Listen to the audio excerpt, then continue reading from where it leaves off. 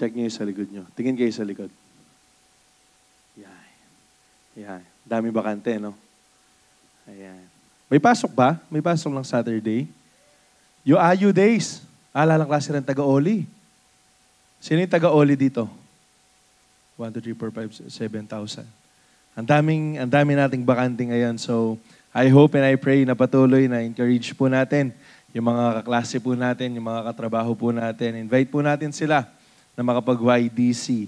Bakit? Kasi yung mga nag-absent or merong mga namimiss, sayang. Sayang po yung word na hindi nila marireceive. Bakit? Kasi pinagpala ang mga taong nakatatanggap ng salita ng Panginoon, then pinapamuhay po nila. Amen po ba doon? Amen. Parang malungkot kayo. Malungkot ba kayo? Patingin nga ng masayang muka. Nagpa-cute. Alright. So, nandito po tayo sa last installment ng ating series for this month of February. Ano kasi yung series po natin?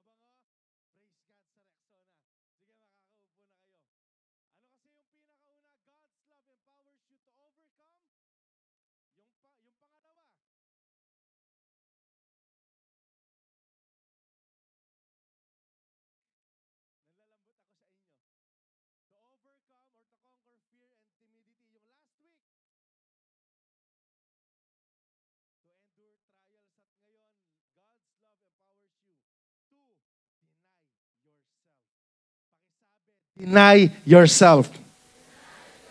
Ang sabi po ng Luke 9:23, then he said to them all, whoever wants to be my disciple must deny themselves and take up their cross daily and follow me. Ang sabi po dyan, kung sino yung gustong maging disipulo daw ng Diyos, sino dito yung gustong maging disciple ni Jesus? Sino dito yung totoong disciple ni Jesus? Ano yung requirement? Ang sabi dyan, they must deny themselves. Kalimutan, itanggi, itakwil.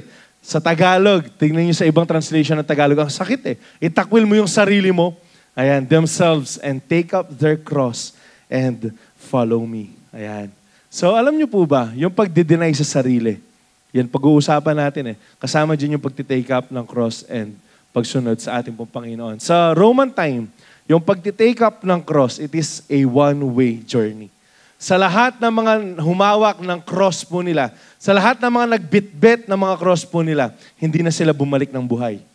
Bakit? Lahat ng mga nagdala ng mga cross nila ng Roman time, yung kinahinatnan po nila kamatayan. They were hung on a cross.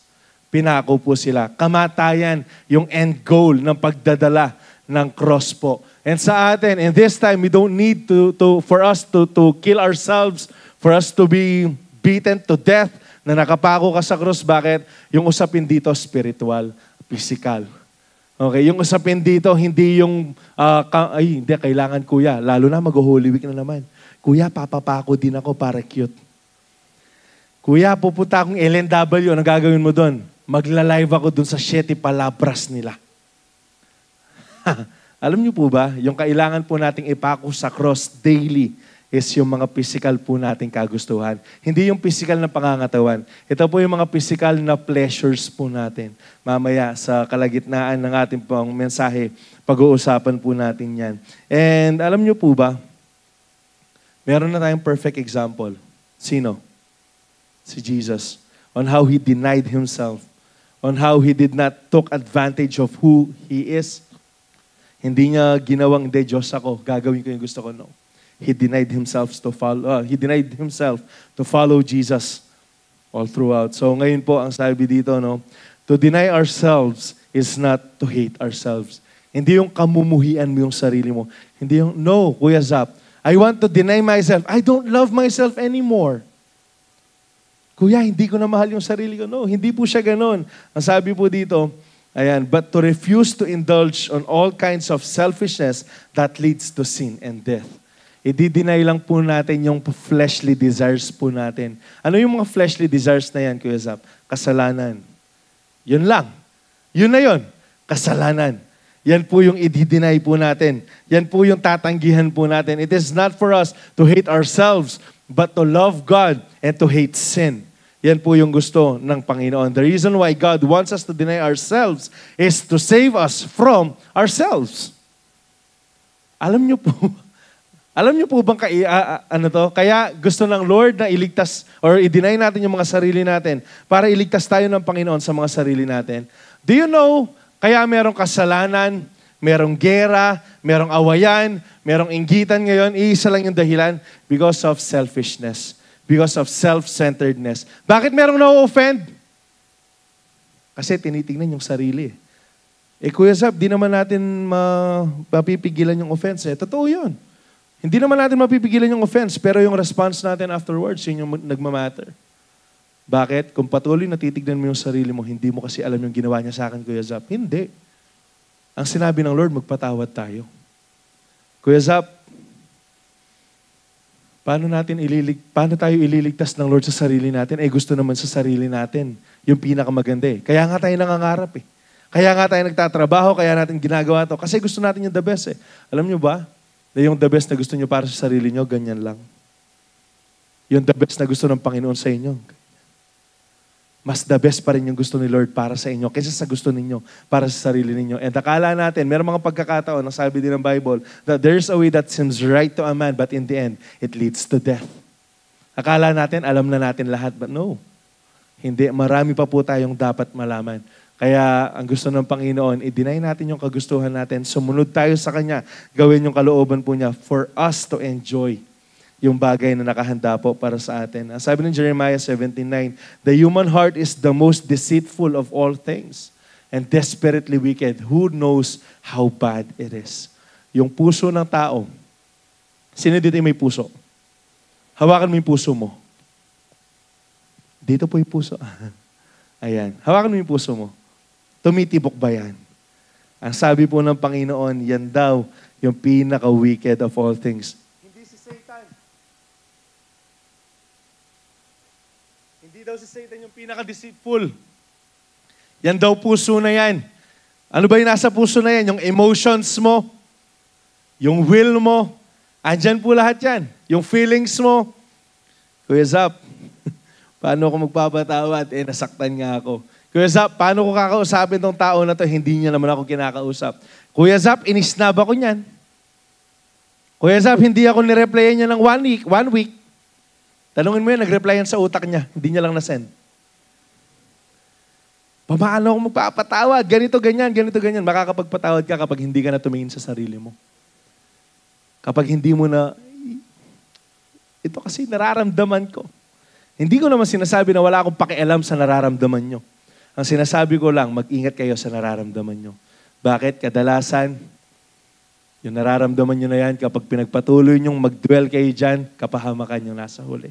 Sigurado po ako dyan, yan po yung nasusulat sa Bible. If we let our will be done, we will surely perish. Siguradong magdudusa po tayo because the man's heart is the deceitful above all. At ang sabi po ng Panginoon, John 14:15, if you love me, obey my commandments. Sino yung nagmamahal sa Panginoon? Sure?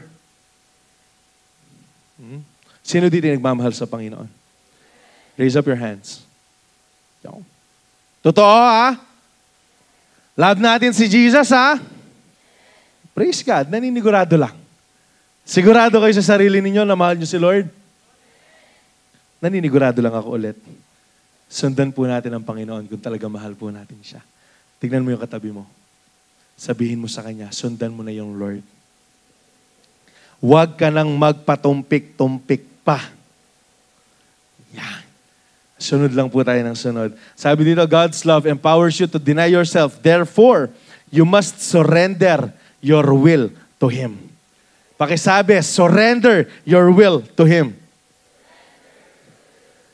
Kuya Zap, siya yung will ni Lord para sa akin.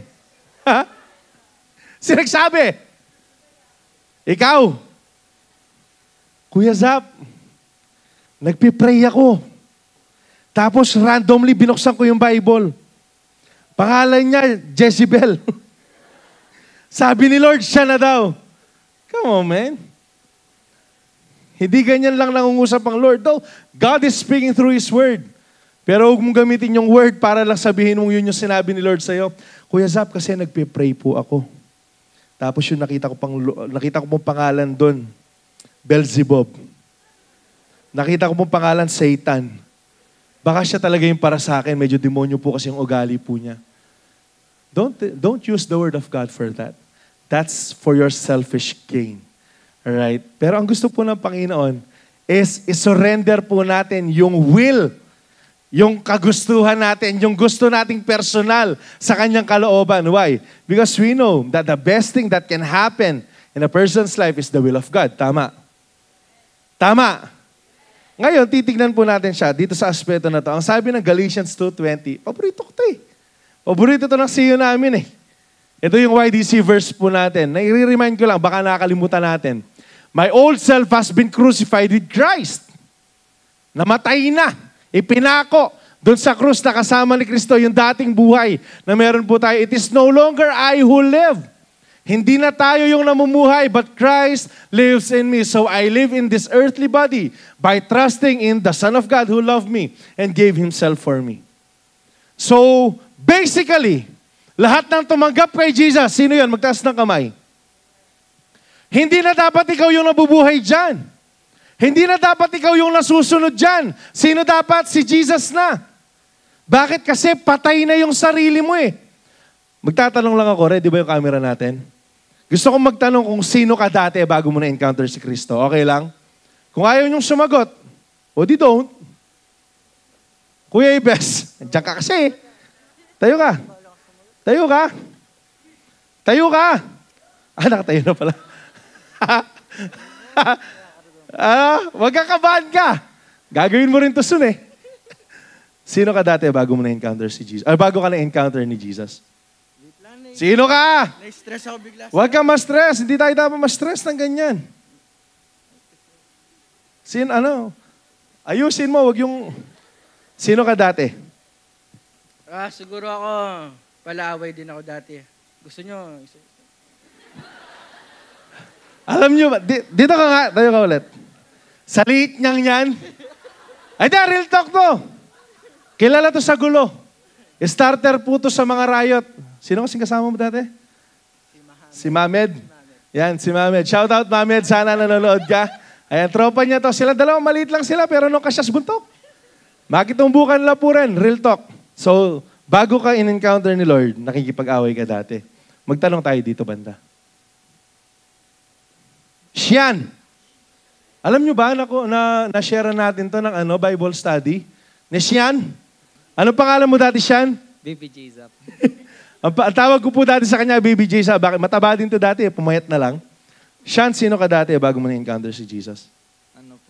Makasarili and anong tawag dito? Lumalaban po palagi sa parents. Lumalaban ka sa parents? Nung hindi po ako in-encounter nito. Ngayon, hindi ka na. Praise the Lord. Sir Mark! Dito, Sir Mark! Gusto ko ito yung mga abrupt na ganyanan lang. Sorry sa kakamera natin, no? Gwapo ni Sir Mark, no? Hindi lahat ng gwapo nag-aartista, yung iba nag-teacher sa BCA. Sir Mark! Sir Mark, sino ka dati bago ka in-encounter ng love ni Lord? Tambay? Tambay lang na, sir. Siyempre, bago ka nag-ano sa BCA, tambay lang, no? Ano yung masamang ugali mo dati, Sir Mark? Mainitan yung ulo. Sorry po. Sige, sir.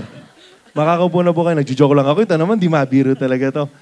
Mainitin pala yung ulo nito eh. Dito kayo.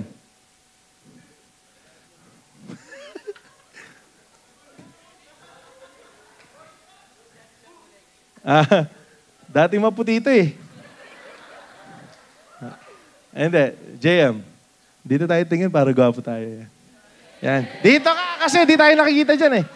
Tignan mo, yung taba ko yung nakikita pag nakaside ako. Sige, sino ka dati bago ka in-encounter ni Lord at bago niya binago yung buhay mo? You sure ka na? Ayusin mo sumagot, naka-live tayo ah.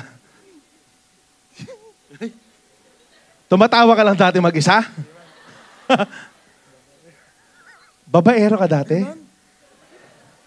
Hindi ngayon. Kala ko hanggang ngayon eh. Salita ata ako eh. Hindi, sino ka dati? Tamad. Tamad ka dati. Paanong level ng tamad? Saang part ng buhay mo na tamad ka? Sa pag-aaral, sa bahay, sa trabaho? Sa bahay. Sa bahay. Kaya kawawa yung dalawang kapatid mo eh, no? Inuutusan mo palagi. Hindi, si Kuya JM po kasi, nagtatrabaho to dati. Ano yung mga naging trabaho mo dati? Barista tsaka food panda. Huh? Barista tsaka food panda. Parang gusto ko mag-MMK na lang. Yung mga IDC. Ayan. So, sa bahay, tamad ka. So, ibig sabihin, kahit papaano, nagiging tamad ka rin sa trabaho. Oh. Kuya AJ! Kaya pasweldo mo yung sabihin may kakasawa mo yun eh. And alam ko lahat tayo, marami tayong pangit na past. Tingnan mo yung katabi mo. Hindi, marami ding masamang ugali yan dati. Pangit agad yung naisip ninyo eh. Pangit din. Meron din pangit na ugali yan. Akala nyo, banal-banal ngayon yan. Hindi, marami din pangit na ugali yan. Pero ang sinabi ng Bible, yung dating tayo, patay na. Ang tanong, bakit natin binubuhay ulit? Ang tanong, bakit yung buhay na binago na ni Kristo, patuloy nating binabalik? Nakukuha nyo ba yung tanong? Bakit yung kasalanan na kung saan pinatawad tayo ng Panginoon, yung kulungan, kung saan tayo pinalaya ng Panginoon, bakit tayo palaging bumabalik doon? Patay na nga tayo eh. Ito pa. Ang dami kong gusto sabihin dyan eh. Yung patay, nakikita na kayong patay? Nakikita na kayong patay? Ako, nakikita na akong patay. Funeral nga ako mamaya eh. Yung tito ko namatay kasi. Condolences, Zap. Okay, thank you.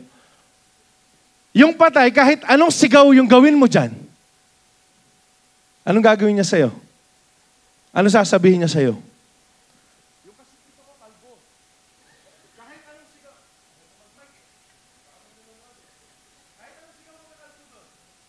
Ano sasabihin niya sa akin? Wala. Meron na akong funeral po one time, sobrang tawang-tawa kami kasi nung nakita ko, matanda na si Lola, nasa 70, 80 na ata siya. Tapos nag-funeral po ako, nag-service ako doon. Alam mo si Lola, on flick.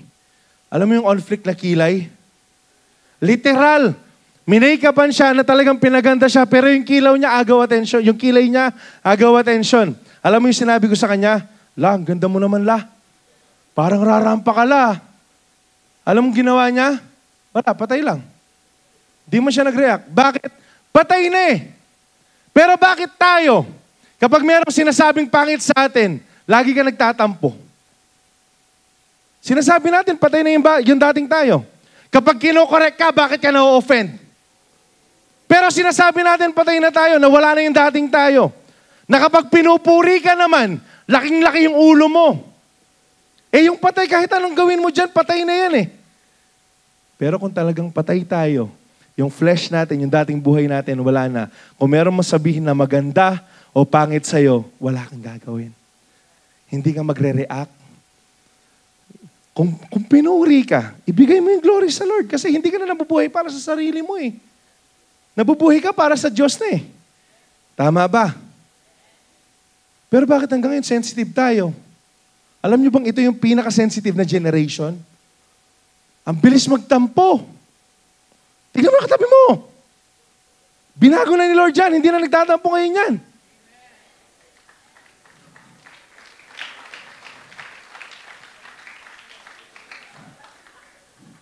Hindi na mabilis magalit yan. Hindi na maarte yan. Approachable na yan. Tignan mo ulit, tignan mo lang.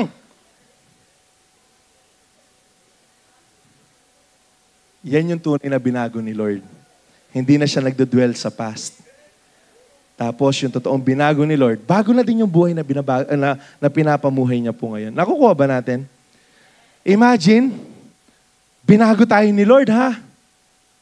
Tapos pupunta ka ng church, after mo ng church, gagawin mo ulit yung ginagawa mo dati. Hindi siya ganun nag-work. Yung patay, patay na. Kaya yung old self po natin, baka patayin mo yung katabi mo, wag. Yung old self po natin, yun po yung sinasabi natin dito na dapat wala na. Na dapat hindi na siya nag-e-exist. Na kapag gusto niyang lumabas ulit, ang gagawin mo, hindi na ako yan. Kunyari, si Kuya Ibes, yayain yung suntukan ngayon yan? Lalaban ka ba? Hindi ka na? Bait ka na, no? Parang di din ako gusto.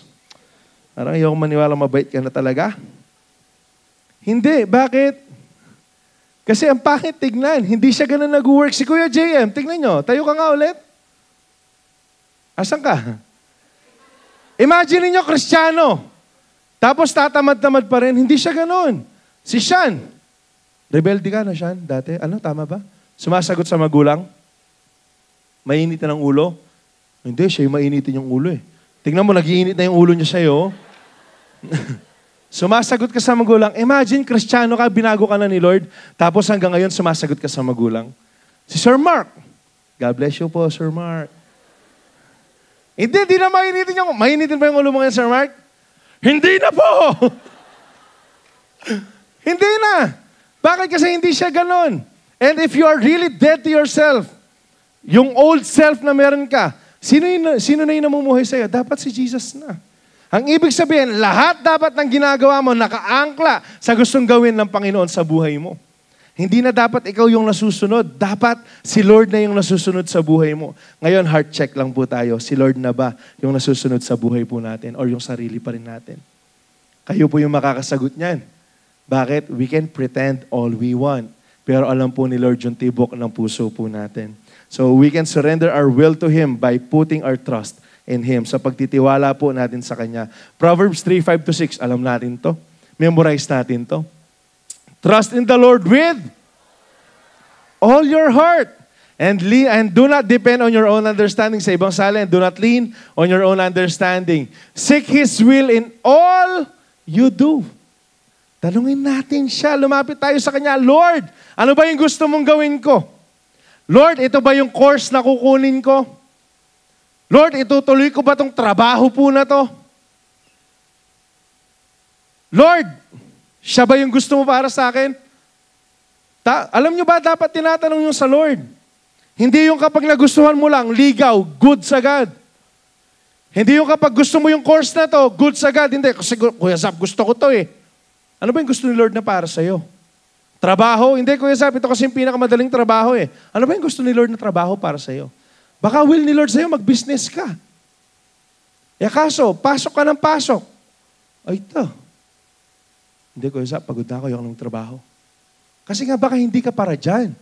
Bakit? Kailangan po nating palaging tanungin ang Lord sa mga bagay na gagawin po natin. Alam nyo ba, kahit yung mga isusuot, pwede nyo itanong kay Lord. Ako, nagtatanong ako sa Lord na minsan kung ano yung isusuot. Bakit? Kasi dati, lalo na, meron po kaming ginagawa dito, no? Pastors of the day.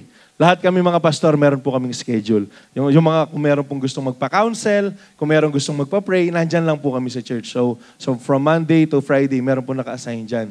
Ako, yung schedule ko, Tuesday ng afternoon, 1 to 5. So dati, kapag pumupunta ako dyan, kasi natutulog lang ako dyan eh. Dati, binago na ako ni Lord eh. Naka-shorts lang, tapos, alam mo yung casual lang kasi, nandyan ka lang naman eh. Eh, meron dumating. Nagpapa-counsel. Alam nyo, ang pangit tignan. Bakit? Kasi ito lang yung gusto kong gawin. Simula nun, nagtatanong na ako kay Lord, Lord, magpo-polo ba ako? Lord, ano ba? Pero usually naka-t-shirt, pero nakapantalon na. Nakapandesente ka na tignan. Bakit? Kasi ito naman yung gusto ni Lord eh. Hindi yung, palagay mo, will ni Lord mag-preach ako naka-short? Tapos maka-jersey kang kaya, malan? Zapata, number 12. Hindi. Palagi nating tinatanong ang Lord sa mga desisyon na gagawin natin. Dapat laging nandun yung, anong tawag dito, yung guidance ng Panginoon sa atin. Bakit? Marami tayong gustong gawin, pero hindi yan yung gusto ng Panginoon para sa atin. Akala kasi natin magaling tayo. Akala natin matalino tayo, but in reality, sobrang mangmang natin, lalo na sa harapan ng Panginoon. Kaya we need to ask for the Spirit's guidance. Ay, na-preach ko yan Wednesday, panoorin nyo. We need to ask the will of the Lord. We need to submit our will. Lord, ito po yung gusto ko. Pero Lord, ano po yung gusto nyo? Magsasubmit po ako. Dapat palaging ganun. Dapat yun yung ipinapamuhay po natin. Ang sabi ng Proverbs 23:26, "Oh my son, give me your heart." Ang Panginoon yung nagsasabi dito, "Oh my son." The Lord is saying it to us, "Oh my son, oh my daughter, oh my children, give me your heart. May your eyes take delight in following my ways." Imagine ang Lord, yung nagsasabi sa atin na ibigay natin yung buhay natin sa Kanya, yung puso natin sa Kanya, na isubmit natin yung will natin sa Kanya. Bakit? Kasi alam ng Panginoon. Alam ng Panginoon na kapag ginawa mo yung gusto mo lang, mapapahamak ka. At alam din ng Panginoon, at ito alam na rin natin ngayon, na kapag sinubmit natin yung will natin sa Kanya, the best yung mangyayari sa buhay po natin. Ngayon, pipili ka, anong gusto mo? Kapahamakan o pagpapala? Sinong gusto ng kapahamakan? Wala. Gusto natin pagpapala. So, ang gagawin po natin, i-submit po natin, i-surrender po natin yung will po natin sa atin pong Panginoon. Nakukuha po ba? Surrendering our will to Him is giving our hearts to Him and gladly following His ways. Yung masaya ka na sumusunod sa Kanya. Maraming sumusunod, pero hindi sila masaya. Sa paghugas ng plato, paglaba, Kuya Zap, hindi naman ako nagsuot ng brief na to. Kuya Zap, hindi naman ako yung kumain eh. Alam mo, magpasalamat ka, may plato kang inuhugasan. Maging masaya ka kapag inutusan ka.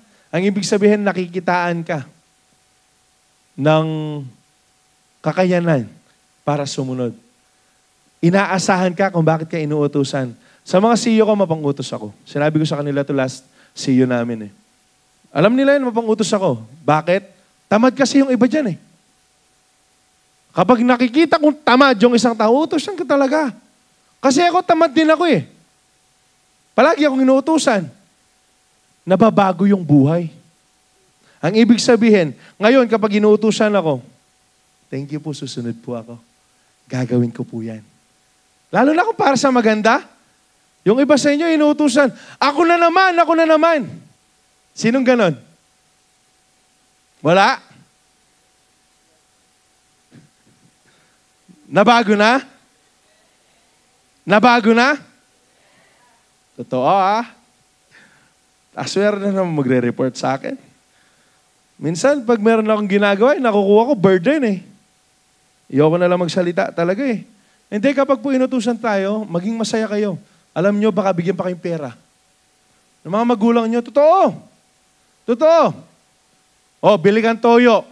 Tapos, ay saan po? Sige po, bibili na ako ngayon. Sa'yo na yung sukle. Ang sarap kaya ng ganyan. Hindi mo na kailangan magnakaw. Minsan ka, humahaba. Yung kapag masaya kang ginagawa yung mga bagay, sigurado may blessing. Sigurado ako may blessing. Subukan yung utusan yung lagi nagbubuset. Nakakapikon. Bili ka nga ng ganito. Ako na lang ako, hindi ko ma-post ng game ko. Huwag kang kakain mamaya. Sana di ako maging ganun. Mapang-utos na tatay. Matthew 7:21, "Not everyone who calls out to me, Lord, Lord, will enter the kingdom of heaven. Only those who actually do the will of my Father in heaven will enter." Kuya Zap, akala ko bang kapag tinanggap natin si Jesus, save na tayo? Pero bakit ang sinasabi dyan, meron tayong kailangan gawin para makapasok tayo ng kalangitan? Totoo naman na kapag tinanggap natin si Jesus, maliligtas tayo. Maliligtas tayo. Kapag tinanggap mo si Jesus, tapos mamamatay ka na ngayon, maliligtas ka. Pero kung tinanggap mo si Jesus, sinasabi mo, pero pangit pa rin yung ugali mo. Lumalaban ka pa rin, nakikipag-away ka pa rin, mainitin pa rin yung ulo mo, babaero ka pa rin, tamad ka pa rin, walang pagbabago. Ang ibig sabihin, hindi mo tunay na tinanggap si Jesus. You did not accepted Jesus. You did not accept, hindi mo siya tinanggap. Ang ginawa mo lang, naiyak ka lang. Kasi maraming umiiyak. Kuya Zap, nagtaas ako ng kamay no salvation prayer. Kuya Zap, pinag-pray ko yung panalangin na yon. Kuya Zap, ganito, ganyan, ganito, ganyan. Pero you lived your life as if na walang Diyos. You lived your life enjoying the pleasures of the world. Ang ibig sabihin, hindi mo tunay na tinanggap si Jesus. Walang totoo, walang genuine na tumanggap kay Jesus ang hindi na bago. Nandyan ba kayo? Walang totoong tumanggap kay Jesus, yung pareho pa rin yung buhay niya after niya tinanggap si Jesus. Buhay kami na patotoo dyan. I was never the same again. Hindi na ako yung dating ako. Hindi na sila yung dating sila. Why? Because Jesus is changing us. The Lord is changing us from glory to glory. Hindi pwede na kung gaano ka kasinungaling dati, tinanggap mo si Jesus hanggang ngayon sinungaling ka. Palaban ka ng magulang mo, hanggang ngayon palaban ka. Hindi po siya pwedeng ganun. Ang ibig sabihin, yung pag-iyak na ginawa mo, emotion lang siya. Nung kinalabutan ka, natatai ka lang nun. Hindi yun Holy Spirit. Bakit? Yung totoong na-encounter kay Jesus, hindi na siya parehong tao. Nakukuha po ba? Nandyan pa po ba kayo? Yung totoong tinanggap si Jesus, hindi na nag-e-enjoy sa kasalanan. Real talk po yan. Check mo yung puso mo. Kung hanggang ngayon nag-e-enjoy ka sa pornography, wala naman nakakakita, Kuya Zap. Kuya Zap, wala naman ako sa porn site eh. Pero nandyan ka sa TikTok, nanonood ng mga malalaswang sayaw, malalaswang content. Check mo yung puso mo. Baka nag-e-enjoy ka pa dyan. Baka nag-e-enjoy ka pa rin sa pagsisinungaling na naging likas na sa iyo yung kasinungalingan.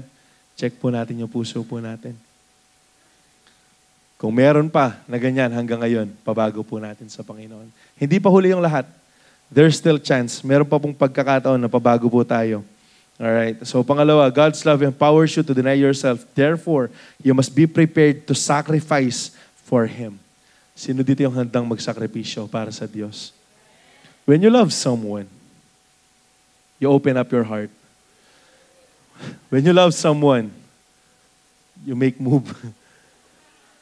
When you love someone, you are prepared to Kung mahal mo yung isang tao, literal to, mapa, magulang, kaibigan, special someone, best friend mo, kaklase mo, kung mahal mo yung isang tao, ready ka na mag-extra mile. Ready ka na magsakripisyo. Meron kang lakad, kaso dahil kailangan ka ng tao na to, what you will do? Hindi, I'm gonna stay here for him. Andyan ako. Meron ako napanood na isang clip na dalawang grupo sila. Parang competition siya. And yung isang tao na to, meron siyang immunity na parang medal. Ngayon yung immunity niya, kapag natalo sila, meron silang consequence at merong matatanggal sa kanila, ang gagawin niya, pwede niyang gamitin yon para hindi siya matanggal. At pipili siya dito sa kabilang grupo na pwedeng gumawa ng consequence po nila. So, natalo sila, itong mga grupo na to. Alam mo yung ginawa niya? Tinanong siya ng host, ano ba, gagamitin mo ba yung immunity mo or hindi? Alam mo yung sinagot niya? Hindi ko po. No. I'm gonna stay with my team. Bakit? Anong sinabi niya? Hindi ko sila kasangga lang kapag maayos na. Kasangga ko sila kahit ngayon nahihirapan kami. I'm gonna be there for them. I will help them even sa consequences. Ganyan yung mga tao nagmamahal. Ngayon, tanongin mo yung sarili mo, nagmamahal ka ba talaga? Tanongin ko kayo, sino dito yung mahal yung mga magulang nila? Taas ng kamay. Kung walang magulang, mga guardians, taas ng kamay. Do we love them? Ang tanong, ano na yung sakripisyong ginawa mo para sa kanila? Because ako, sigurado ako dito, alam ko to, yung mga magulang, no, though hindi lahat, because there are wicked parents today in this generation, pero karamihan sa mga magulang, wala silang ibang hangad kundi maganda para sa mga anak nila. Tama, hindi? Bakit kayo nag-aaral hanggang ngayon? Bakit meron nagpapaaral sa inyo? Bakit meron nagpapakain sa inyo? Bakit meron naghahanda ng mga gamit ninyo? Because your parents love you. Bakit kayo merong mga kapatid na nag-a-assist sa inyo? Dahil mahal kayo ng mga tao na yan. Bakit? Kasi yung pagmamahal, meron siyang action word. It is an action word, rather. Hindi pwedeng mahal kita. Paano? Wala lang, mahal lang kita. Ganun lang. I just love you. Saan? Where's the proof? Where's the proof of your love? Wala, basta mahal kita, hindi pa ba sapat yun? Hindi. Yung sabihin mong mahal mo yung Diyos, pero wala kang ginagawa para sa Kanya, hindi sapat yun. Hindi ko sinasabing mali na sabihin natin na mahal natin ang Panginoon. Lord, we love you. That's good. That's okay. Pero kung wala kang ginagawa, pero sinasabi mong mahal mo yung Diyos, hindi siya nag-go hand in hand. Merong mali. Kung talaga mahal natin siya, ready tayong magsakripisyo para sa Kanya. Amen po ba? Ngayon tatanungin ko kayo, sino yung handang magsakripisyo para sa Panginoon? Ready na kayo? Sabi po dito, today, there are teachings that claim that we no longer to give sacrifices to God because Jesus sacrificed Himself for us. Totoo po yun. That's half-truth. Kung sa kasalanan, hindi na tayo nag-o-offer ng mga bulls, ng mga lamb, ng mga sheep. Hindi na natin ginagawa yan because Jesus did it. Pero hindi po ibig sabihin na hindi na wala nang gustong sacrifice ng Panginoon from us. Nag-expect pa rin po ng sacrifice or sacrificial offer ang Panginoon sa atin. Hindi po kagaya ng Old Testament, pero check po natin kung saang mga bagay. Romans 12:1-2. Basahin po natin to. Alam natin to pero hindi lang natin napapamumuhay minsan. And so, dear brothers and sisters, I plead with you to give your bodies to God because of all He has done to you. For you, let them be a living and holy. So meron pa rin. So may sakripisyo pa rin tayo na kailangan gawin. Hindi lang yung sakripisyo na pagpapatay ng mga hayop, pagbayad ng kasalanan, pero ang gusto ng Panginoon, yung mga katawan na meron tayo ngayon, magamit bilang sakripisyo para sa Kanya. Ibigay natin as a holy and living sacrifice. Balikan natin yung una. Nakikiusap ako sa inyo. I highly encourage you, says Paul, to give your bodies to God because of all He has done for you. Sino dito yung naniniwala na grabe yung ginagawa sa kanya ng Panginoon? Sino dito yung hanggang ngayon hindi makapaniwala na yung Diyos na sinasamba natin, binigay ang kanyang buhay para lang maligtas tayo? Sino dito yung naniniwala na karapat-dapat ang Panginoon ng lahat ng buhay natin? That we are to worship Him. Lahat ng meron tayo, yung sa salita, sa gawa. Lahat ng kabuuan natin. Sino dito yung naniniwalang karapat-dapat ang Diyos ng the best na pwede nating i-offer? Sino dito? Magtaas ng kamay. Worthy ba si Lord? Worthy ba si Lord na i-worship natin? Bakit pag worship time natin, inaantok kayo? Kuya Zap, hindi pa naman second set Bakit yung pag-worship kay Lord, second set lang? Tanggalin kaya natin yung second set. Kuya Zap, nahihiya kasi ako Oops, wala na tayong fear and timidity. Tinanggal na natin yan, nilalabanan natin yan, nire-rebuke na natin ngayon yan. Naniniwala ba kayong worship si Lord na magpagamit tayo sa Kanya in the ministry? Sino dito yung naniniwalang yung buhay mo dahil sa lahat ng ginawa ng Diyos para sa iyo, willing mong ibigay para sa Panginoon? Sure? Magtaas ng kamay. Sure? 100%? With no reservation? Ba't tayo tinatamad? Bakit pag merong birthday, ang bilis natin pagpalit? Yung gawain ni Lord. Yung see you. Yung service. Bakit pag merong piyesta? Pagkapalit yung pagkain, ang bilis nating Pag merong get together, hindi Kuya Zap, magko-coffee fellowship kami with my friends nung high school. Kuya Zap, magko-coffee fellowship kami ng mga kaklase ko nung prep. Prep? Kindergarten? Pero tanong lang, this is really my question. Bakit sobrang bilis natin pagpalit si Lord sa ibang bagay? Sa ibang tao, no? Bakit kaya, no? Wala, bakit kaya? Bakit? Tapos sinasabi natin, mahal natin si Lord. Sinasabi natin, ready tayong ibigay lahat kay Lord. Tapos meron lang konting problema, susuko tayo. Bakit mas bakit mas gino-glorify natin, minamagnify natin yung problema, yung anxiety, yung depression kaysa sa Panginoon? Di mo na ako magpapakita, pagod na ako. Di mo na ako mag-see you. Di mo na ako mag-service. Di mo na ako. Kasi bakit? Nag-away kami ni ganito Bakit? Alam niyo bang every time na nami-miss natin yung service, yung see you, meron tayong namimiss. Merong ginagawa ang Lord every time na merong see you, na merong service, na merong fellowship, merong gathering. Pero why is it so easy for us na gawin yung ibang bagay kaysa unahin ng Panginoon? Tapos sinasabi natin, Matthew 6:33. Praise God, sa Matthew 6:33. Ang tanong, ginagawa ba natin? Hindi ko sinasabing masama na merong birthday. Binigyan ka akong cake last week, ang dami. Hindi ko sinasabing masama na makipag-party, na merong get-together or what. Pero check natin. Weigh in natin yung mga reasons natin kung bakit ayaw nating pumunta sa Panginoon or ayaw nating magsamba. Meron mga valid reasons. Don't get me wrong. Yung iba kasi, kaya sa akin, no, yung mga CEO ko, merong mga nagtatrabaho. It is acceptable. Ang gagawin nila, huwag silang trabaho. Ang gagawin nila, hindi sila papasok ng school. Pero i-weigh in po natin yung reason. Check natin na kung yung reason mo para lang masatisfy yung flesh mo, yung emotion mo, or yung reason mo valid talaga siya sa harapan ng Panginoon. Nakukuha ba natin? Kasi marami sa mga kabataan ngayon nag-excuse, Kuya Zap, meron po kaming activity ng YDC. Tapos makikita mo nasa mall. Anong activity nyo? Mag-shoot ng basketball? Anong activity nyo? Maglaro sa World of Pan? Uso pa ba yung World of Pan ngayon? Anong activity nyo? Mag-picnic? Merong mga valid reason at merong mga hindi. Pero kung talaga mahal natin ang Panginoon, we are willing to sacrifice these things para lang mapurihan po natin siya sa ating mga buhay. Alam nyo ba? Grabe yung sakripisyo ni Lord na binigay sa atin eh. Siya nga yung sinakripisyo niya, yung buhay niya eh. Pinagdamot ba niya yung buhay niya? Pinagdamot ba niya yung buhay niya? Hindi. Binigay niya nga lahat eh. Pero sa atin, kapag meron tayong ginagawa para sa Kanya, kinukwenta pa natin. Lagi na lang ako, lagi na lang ganyan. Kaya nga, alam mo, hindi ko alam kung nakikiusap to, tinutulak tayo, I plead with you na magamit yung buhay na meron ka, yung katawan na meron ka, ang sabi niya, para sa Panginoon. Ipagamit po natin. Praise God tayo mga kabataan, energetic.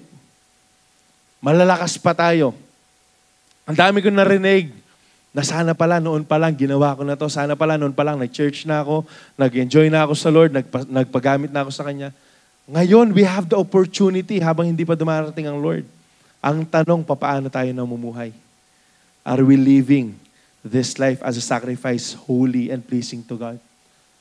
O baka namumuhay tayong patuloy na ginagawa po natin, yung gusto natin, yung gusto ng mga laman po natin. Check po natin. Check po natin. Tayo lang yung nakakaalam niyan. Yung verse 2, check po natin. Don't copy the behavior and customs of this world, but let God transform you into a new person by changing the way you think. Bakit? Kasi dyan lahat nagsisimula yan. Sa kaisipan po natin, sa utak. Dyan lahat, sa emotion po natin, dyan lahat nagsisimula yan. Then, you will learn to know God's will for you, which is good and pleasing and perfect. Alam nyo ba, hindi pwedeng mag-coexist yung will mo, yung will ni Lord. Para po masundan natin yung will ng Panginoon, kailangan magsakripisyo po tayo. Ibaba po natin yung sarili po natin. Let us humble ourselves before Him. Para po mangyari, malaman, matutunan po natin kung ano nga ba yung kalooban ng Panginoon sa mga buhay po natin.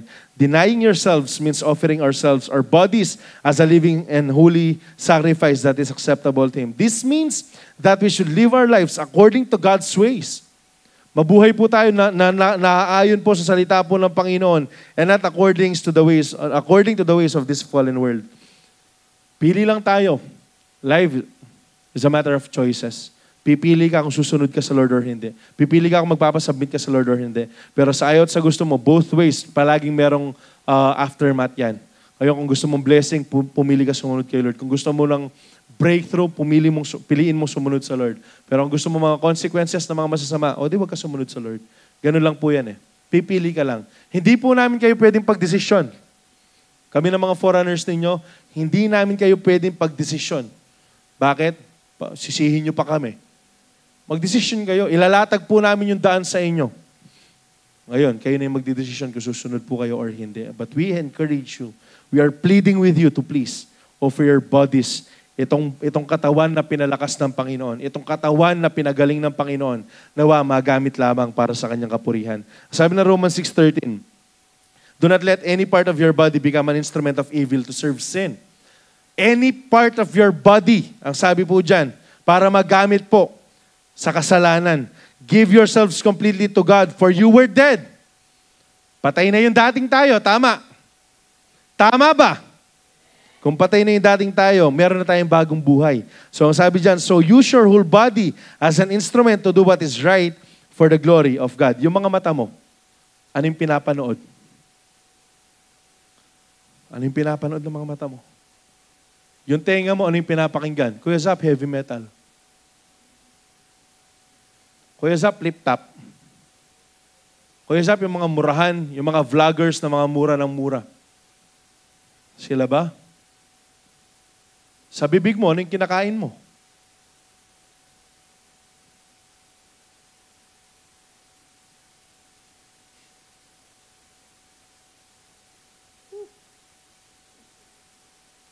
Sa ilong mo. Lahat eh. Yung kamay mo. Eto, gumalaw yung kamay. Yung kademonyohan ng aking kamay. Gumalaw. Seryoso. Itong katawan na to, saan mo pinapagamit? Sa kasalanan o para sa Diyos? Para sa Lord? Ba't ka nangungopya?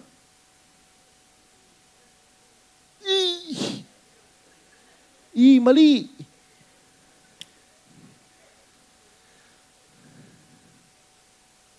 Kilala ka bang Kristiyano sa school ninyo? Wee! Wee! Wee! Kilala bang Kristiyano sa pamilya ninyo? Kung hindi, may mali. Ipagamit simula ulo. Hawakan niyo yung ulo nyo. Ulo, hawakan niyo yung ulo nyo. Simula ulo hanggang talampakan. Kasama ng guts.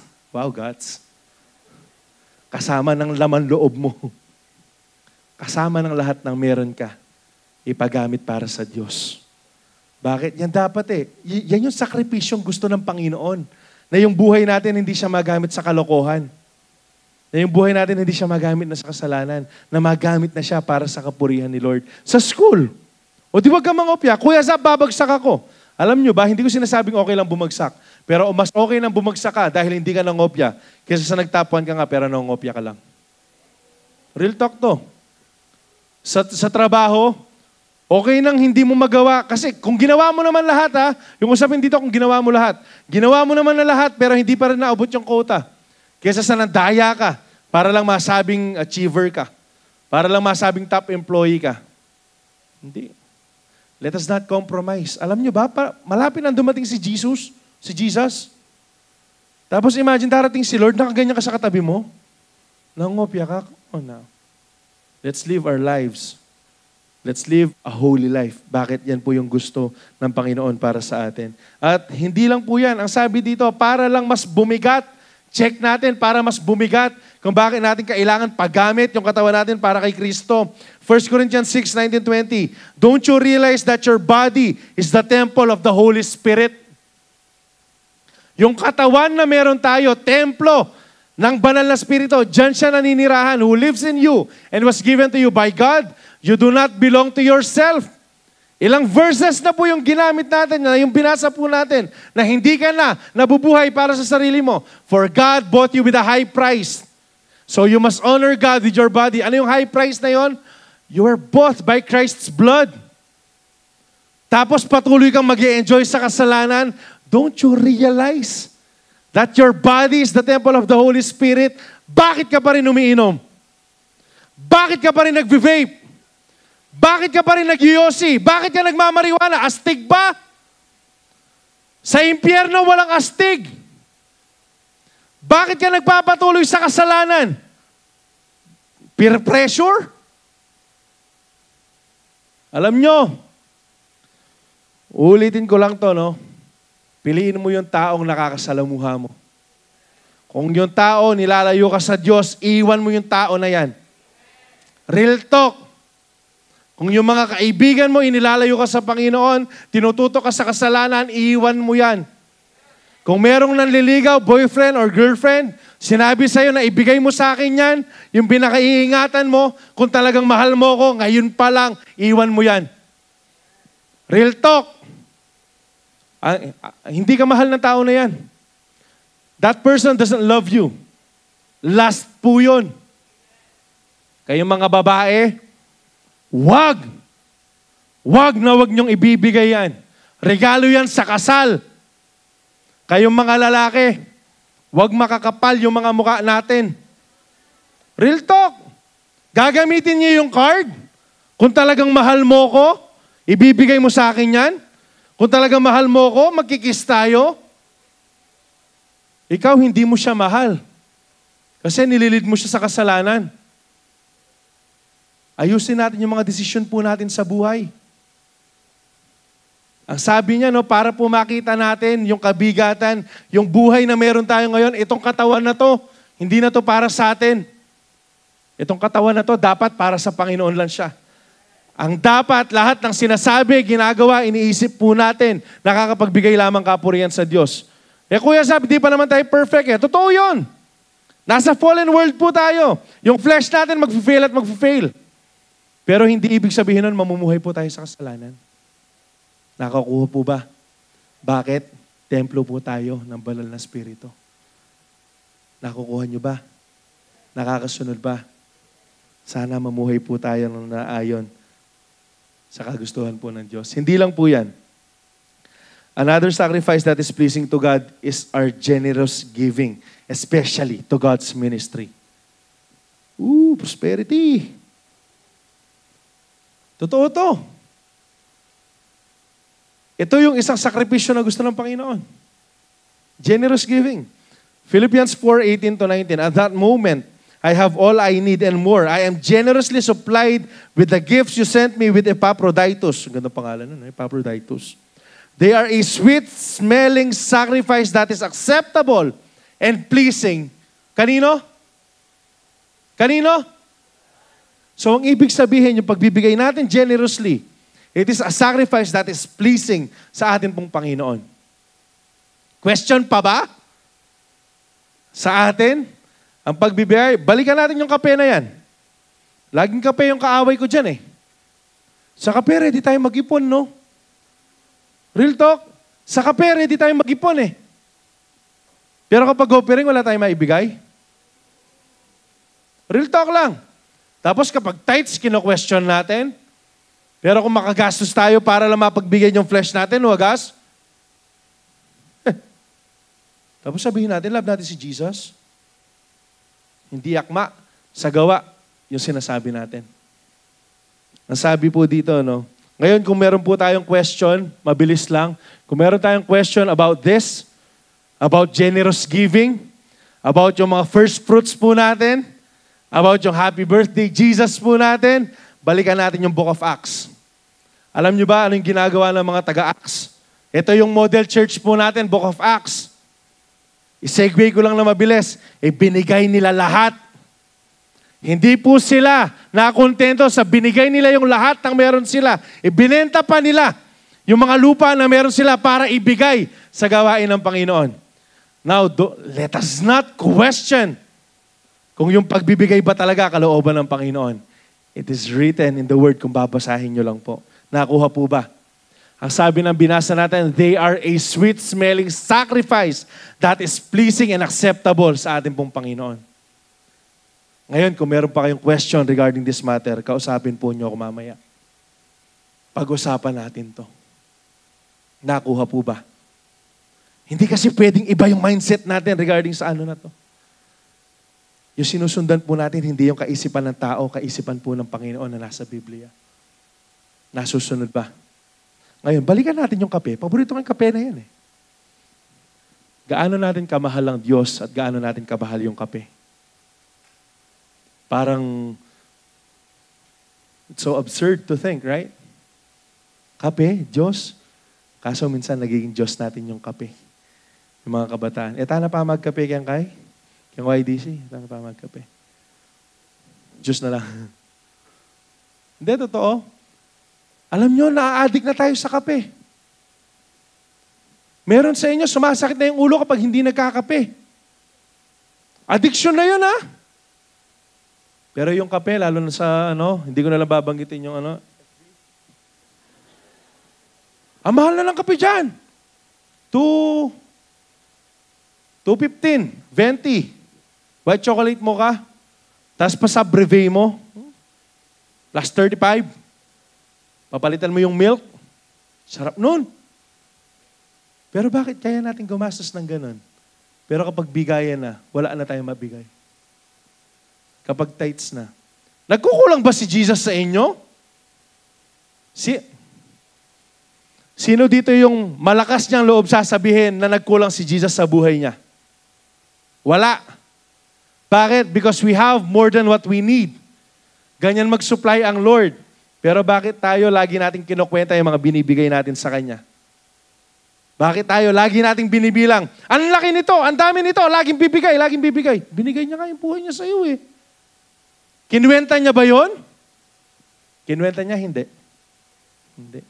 Ibinigay niya yon generously. Bakit? Kasi mahal ka niya. Ganon siya nag-sacrifice. And tayo, bilang mga anak po ng Diyos, I hope we're more than willing to sacrifice anuman ang kailangan para po sa ating Panginoon. Last, God's love empowers you to deny yourself. Therefore, you must follow Him all the way to the end. Pakisabi, follow Him all the way to the end. True self-denial is to follow Jesus all the way to the end. Ito po yung tunay na self-denial. Ito po yung sinasabing literal na die to self. Pagsunod sa Panginoon, araw-araw. Luke 9:59-62. He said to another man, "Follow me." Ang sabi dito. But he replied, "Lord, first, let me go and bury my father." Jesus said to him, "Let the dead bury their own dead, but you go and proclaim the kingdom of God." Hindi pa natapos dyan. Next verse. Still another said, "I will follow you, Lord. But first, let me go back and say goodbye to my family." Jesus replied, "No one who puts a hand on the plow and looks back is fit for service in the kingdom of God." Check po natin to. Ang sabi nung isa, ang sabi ni Lord dito sa isang tao, "Sundan mo ko. Tara, sama ka sa akin." Anong sinagot ng isa? "Lord, first let me go and bury my father." Ililibing ko lang yung tatay ko. Alam nyo bang in this instance, hindi naman talaga patay yung tatay niya. Matanda na yung tatay niya at hinihintay pa niyang mamatay. So basically, it will take him a moment, a time, bago sumunod sa Panginoon. Tapos ang sabi ng isa, "Lord, susunod ako sa'yo. Pero wait lang." Wait lang na naman. "Lord, pero wait lang ha. Magpapaalam lang muna ako sa pamilya ko." Ano sinabi ng Panginoon? "You're not fit for the service." Kung hahawakan mo yung plow, tapos titingin ka sa likod. Ano pong sinasabi ko dito? To follow Jesus is to put Him first. Pero ang sinabi niyan, kasanting na ako. Balik natin sa verse 59. Ang sabi diyan, "Follow me." But he replied, "Lord, first." Lord, susundan kita. Pero hindi ikaw yung priority ko. Lord, susundan kita. Unahin ko lang yung pamilya ko. Lord, susundan kita. Gagawin ko yung gusto mo. Pero babalik lang muna ako sa amin. Kailangan ko lang tapusin to. Lord, susundan kita pero babaguhin ko muna yung buhay ko. Ganyan yung gusto nilang sabihin. Basically, in other words, to put it simply, Lord, susundan kita. Pero pagkatapos kong unahin yung sarili kong kagustuhan. That's not how we follow God all the way to the end. Hindi po yun yung pag-una sa Diyos. Alam niyo ano ibig sabihin yan? Inuuna po natin yung sarili po natin. Andyan Lord, first, I'm gonna do this. Lord, bago ako mag-full time, gagawin ko muna to, Lord. Lord, bago ako mag-a-attend dyan, aayusin ko muna yung sarili ko, Lord. Lord, bago ako pupunta dyan, ganito muna yung gagawin ko. Alam niyo yung totoo na sumusunod sa Lord, kapag sinabi ni Lord na follow me, iiwan nila lahat at susundan nila yung Diyos. Kuya Zap, nanguhula ka. Sino yung example po dyan? Yung mga disciple. Alam niyo ba sina Peter? Nung sinabi ni Lord, follow me, iniwan nila yung lahat. Ni walang paapaalam. Sinundan nila yung Panginoon. Hindi ko sinabing huwag kayo magpaalam sa mga magulang nyo, no? Kasi ito naman, baka yung demonyo, naglalagay na ng kademonyohan sa utang ninyo. O, sinabi ni Kuya Zapa, huwag na tayo magpaalam. Magpaalam po kayo. Okay? Ang sinasabi ko lang, kung yung reason natin, yung pamilya natin, over the Lord. Kung sinasabi ko lang, yung reason natin, yung trabaho natin, yung pag-aaral natin, over the Lord, may problema. Then God is not our priority. Hindi ko sinasabing iiwan itong mga bagay na to. Hindi ko sinasabing, Kuya Zap, huwag na ako mag-aaral Sinabi mo yan. Naka-record yan. Nasa live yan. Hindi ko sinasabing, Kuya Zap, di na ako magtatrabaho Kasi yung sinabi mo, hindi. Ang sinasabi ko po dito, yung pagpa-priority po natin sa Panginoon. Itong example po na binigay ng Diyos sa iyo. Ang sabi niya, meron akong kinausap ng mga tao, pero ang sinabi nila, wait lang. In following the Lord, walang wait lang, wait lang. Kapag sinabi ni Lord na, anak, dito ka, Lord G. Kapag sinabi ni Lord na, anak, gawin mo to, Lord G. Why? Because that's self-denial. Wala nang reason, sunod agad sa Diyos. Nakukuha po ba natin? To those who follow Him fully, without conditions, will truly be blessed. Ganda niya, no? Yung sumunod sa Kanya, na walang condition, sunod lang ng sunod, pagpapalain daw sila ng ating pong Panginoon. Saan natin makikita yan? Kuya Zap, nanguhula ka na naman ng verse. Pakita po natin yung Mark 10:28-30.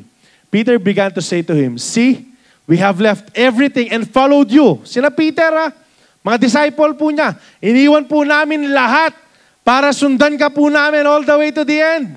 Ang sabi niya, Jesus said, truly, I say to you, sigurado ako, ito yung pakatandaan ninyo na sasabihin ko sa inyo, ang sabi ng Panginoon, there is no one who left the house, brother, sister, mother, father, children, or lands, family or work, ang sabi po dyan, for my sake and for the gospel, who will not receive 100-fold now in this time. Basically, ang sinasabi po ng Panginoon, walang sino man na inuna ako ang pinabayaan ko. Walang sino man ang inuna ako ang hindi ko pinagpala. Hindi po ibig sabihin dyan, nahihiwalay ka sa magulang mo. Magrerenta ka ng bahay. Kasi ang sabi ng Bible, hihiwalay na ako sa kanila. Hindi po ganyan yan. Kunyari ngayon, iniwan nyo ba yung pamilya nyo sa bahay? Oo, kasi wala sila dyan Ang ibig sabihin, iniwan nyo sila sa bahay. Hindi naman ibig sabihin na forever, iiwan nyo na sila. Ang ibig lang po sabihin na to, kapag merong ministry time, kapag meron ng gawain, uunahin po natin ang Panginoon. Kuya, nagagalit na sila Bakit? Kasi hindi lahat, no? This is a case-to-case basis. Pero baka kasi wala kang pagbabagong pinapakita sa bahay ninyo. Kuya Zap, ayaw na ako mag-YDC. Baka naman kasi ginagamit mo lang YDC pero di ka naman pumupunta. Bakit? Yung mga tunay na nag-YDC, nababago yung buhay nila. Tatlo, praise God sa tatlong nabago na yung buhay. Yung mga tunay na nag-YDC, hindi na sumasagot sa magulang. Praise God, dumadami na. Nasa 28 na kayo. Yung mga tunay na nag-YDC, hindi na sila kagaya nung kung sino sila dati bago nila nakilala si Kristo. Merong pagbabago. Kaya nga, alam nyo ba, pansinin ninyo, ako kasi it happened to me. Though since bata po kami, dito po kami nag-a-attend, no? Sinama kami ng mga magulang namin. We're family, Christian family baga. Pero hindi po ako pinapayagan simula high school hanggang college na mag-overnight. I know how it feels. Yung mag-overnight ka, tapos, alam mo to, yung pag-overnight mo para naman sa school, pero hindi sila papayag. Tapos kapag outing, hindi ka papayagan, yung sakit kaya sa banks nun. Pero alam nyo, dahil meron silang nakitang pagbabago sa akin, lalo na nung nakita nila naging active na ako sa church, pinapabayaan nila ako. Basta magpaalam ka. Ma, munta ako mo charts. Ma, mag-service ko mo, mag-IDC ko. Ma, meron lang kaming CU. Alam mo, papayagan naman tayo Kaso it's your attitude that matters inside the family. Bakit? Kahit patapunan mo ng 100 verses yan, kung wala ka namang pagbabagong pinapakita, it's nonsense. Pakisabi, it's nonsense. Ayan, ang sabi dito, John 8:12, when Jesus spoke again to the people, He said, I am the light of the world. Whoever follows me will never walk in darkness, but will have the light of life. Sabi yan, whoever follows me, whoever deny themselves daily, kung sino yung susunod sa akin at susundan yung mga pinapagawa ko sa kanila, sabi niyan, will never walk in darkness again. Tayo yon, hindi na tayo babalik doon sa nakaraan po natin. Hindi na tayo babalik doon sa buhay kung saan tayo binago ng Panginoon. At magkakaroon po tayo, sabi yan, we will have the light of life. We will have Jesus. Tayo yung representative ni Jesus sa atin. So, alam niyo ba, nagsisearch lang ako kagabi, sabi ko, Lord, example ng mga tao na hindi iniwan. Yung kahit na sino, hanggang sa dulo. Isa sa mga lumabas, sino? Si Ruth. Kilala niyo si Ruth? Si Ruth yung naging asawa ni Boaz. Alam niyo, I encourage you, lalo na sa mga gustong magka-relationship sa inyo ng maayos, romantic relationship, basahin niyo yung book ni Ruth. Andiyan yung isa sa mga tamang process na makikita po ninyo. So sabi ko, Lord, bakit si Ruth? Nag-search ako, wala akong makita. Pinatay ko laptop. Tapos nangusap lang si Lord. Si Ruth, sumama siya kay Naomi. Ito pa yung sinabi niya, dun sa mother-in-law niya. Where you go, I'll go. Where you stay, I'll stay. Your God will be my God and your people will be my people. Kung saan ka pupunta, dun ako. Kahit anong gawin mo, gagawin ko din. Yan po. Bakit? Because Ruth is so faithful kay Naomi. At ito po, parang in other view niya, kung makikita po natin, ito yung gusto ng Panginoon.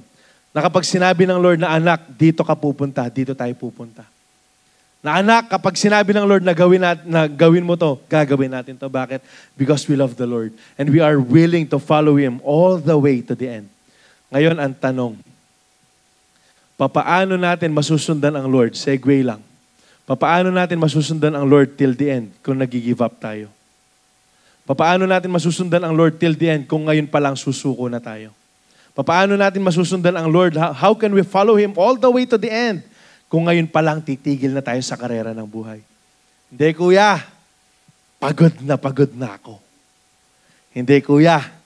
Hindi mo kasi alam yung struggle na estudyante ka, pero nagtatrabaho ka, tapos meron ka pang ministry, tapos meron pang problema sa mga kaibigan. Kuya, you don't know how hard it is. Yeah, maybe I don't. Maybe I don't know how it feels. But Jesus does. Pero alam po ng Panginoon. How can we follow Him if we will stop right now? Ano pong sinasabi ko dito? Sana sa pagsunod po natin sa Panginoon hanggang huli.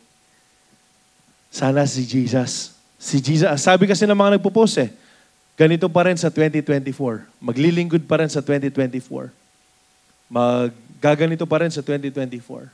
Pero sana tayo maglilingkod, magpapagamit at susunod pa rin si Lord hanggang sa pagdating niya. Hanggang sa buhay, hanggang sa darating man yung punto na mamatay tayo, sana ibigay na po natin para sa Panginoon. Ganun Ganun yung pagsunod natin. Ganun po yung follow Him all the way to the end. Ngayon, paano po natin siya sinusundan? Minsan through our parents, through our forerunners, through our friends na nagko-correct po sa atin na nandyan sa paligid po natin. Now, if you are not willing to obey your parents, if you are not willing to obey your parents, your forerunner, your elderly, paano mo susundan ng Lord na hindi mo nakikita? So sana sunod lang po tayo ng sunod. Nakukuha po ba? Nakukuha ba? May natututunan. Sabi dito, we will definitely follow Jesus and persevere to the end if we deny ourselves.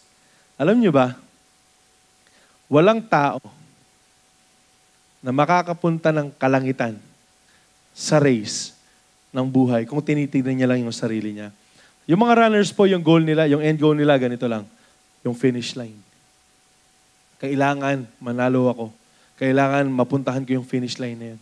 Sa mga athletes, walang sumasali ng basketball, ng billiards, ng any sport, na yung goal lang nila, second place. Anong goal nila? Manalo. Pero walang nananalo na tinitignan lang yung sarili. Walang nananalo na nakafocus lang sa sarili. Actually, these athletes, what they are doing is this. They are sacrificing everything para pumakamtan nila yung kampyonato.